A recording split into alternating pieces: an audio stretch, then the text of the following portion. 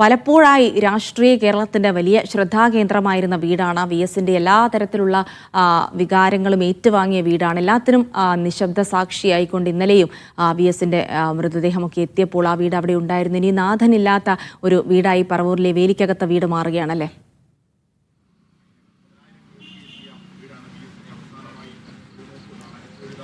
ജിൽസി സൂചിപ്പിച്ചതുപോലെ 2019 പുന്നപ്ര വയലാർ വാരാചരണവുമായി ബന്ധപ്പെട്ടാണ് VS അച്യുതാനന്ദൻ ഈ വീട്ടിൽ എത്തിയത്. കഴിഞ്ഞ 5 വർഷക്കാലമായി അദ്ദേഹം ഈ വീട്ടിലേക്ക് എത്തുന്നില്ലായിരുന്നു. അദ്ദേഹം ആരോഗ്യപരമായ കാരണങ്ങളാൽ വീട്ടിൽ തന്നെ, തിരുവനന്തപുരത്തെ വീട്ടിൽ തന്നെ വിശ്രമിക്കുകയായിരുന്നു. അതുകൊണ്ട് തന്നെ അദ്ദേഹത്തിന് ഇങ്ങോട്ട് വരാൻ കഴിഞ്ഞിരുന്നില്ല. അദ്ദേഹം ആരോഗ്യം വീണ്ടെടുത്ത് ഇങ്ങോട്ട് വരുമെന്ന ഒരു പ്രതീക്ഷയായിരുന്നു എല്ലാവർക്കും ഉണ്ടായിരുന്നതെങ്കിൽ ആ പ്രതീക്ഷകളെല്ലാം തെറ്റിക്കുകയായിരുന്നു.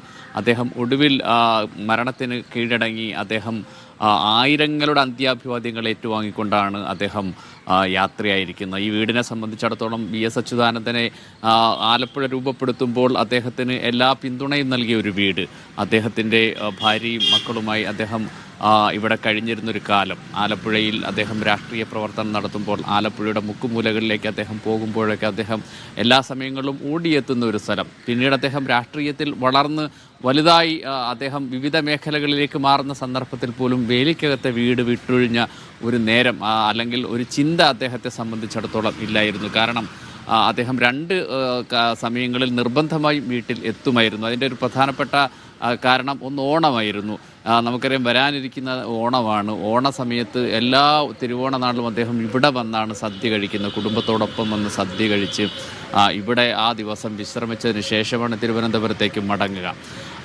മറ്റൊരു ദിവസം അദ്ദേഹം പുന്നപ്ര വയലാർ സമരവാരാചരണം ബന്ധപ്പെട്ട് അദ്ദേഹം എത്തും. കാരണം അദ്ദേഹത്തിന് പുന്നപ്ര വയലാർ സമരം എന്ന് പറയുന്നത് അദ്ദേഹത്തിൻ്റെ ജീവിതത്തിലെ ഏറ്റവും ജ്വലിക്കുന്ന അധ്യായമായിരുന്നു. അതുകൊണ്ട് തന്നെ അതിന് അദ്ദേഹം മുടങ്ങാതെ എത്തും.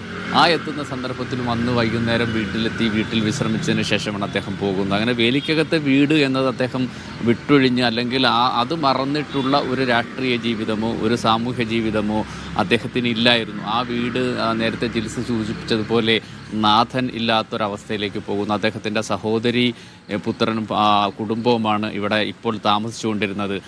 ഇന്ന് അദ്ദേഹത്തിൻ്റെ മകൻ അരുൺകുമാർ അടക്കമുള്ള ആളുകൾ ഇവിടെയുണ്ട്. അവരെല്ലാം ഉറക്കത്തിലാണ് എന്നാണ് നമുക്ക് മനസ്സിലാക്കാൻ കഴിയുന്നത്. ഏതായാലും ഇന്നലെ ഉണ്ടായിരുന്നത് നമ്മളെല്ലാം കണ്ടതാണ്.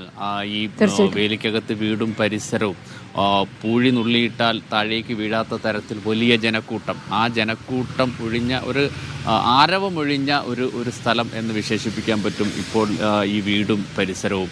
മാധ്യമപ്രവർത്തകരല്ലാത്ത ആരും ഈ പരിസരത്ത് ഇല്ലാത്തൊരവസ്ഥ. അത്രത്തോളം നിശബ്ദമാകുന്നു VS അച്യുതാനന്ദൻ്റെ വേലിക്കകത്തെ വീട്. ജിൽസി. ഷൈജു സൂചിപ്പിച്ചതുപോലെ തന്നെ ഒരുപാട് രാഷ്ട്രീയ തീരുമാനങ്ങൾക്കും നിർണായകമായ കാര്യങ്ങൾക്കും ഒക്കെ സാക്ഷ്യം വഹിച്ച വീടാണ്. അവിടെ ഇന്നിപ്പോൾ ആരുമില്ല. ഇന്നലെയൊക്കെ വലിയ തിരക്കായിരുന്നു അവിടെ. VS ഇല്ലാതായതുകൂടെ ആ വീടും ഒരു അനാഥത്വത്തിലേക്ക് നീങ്ങുകയാണെന്ന് പറയുന്നുണ്ട്. ഇനിയിപ്പോൾ വലിയ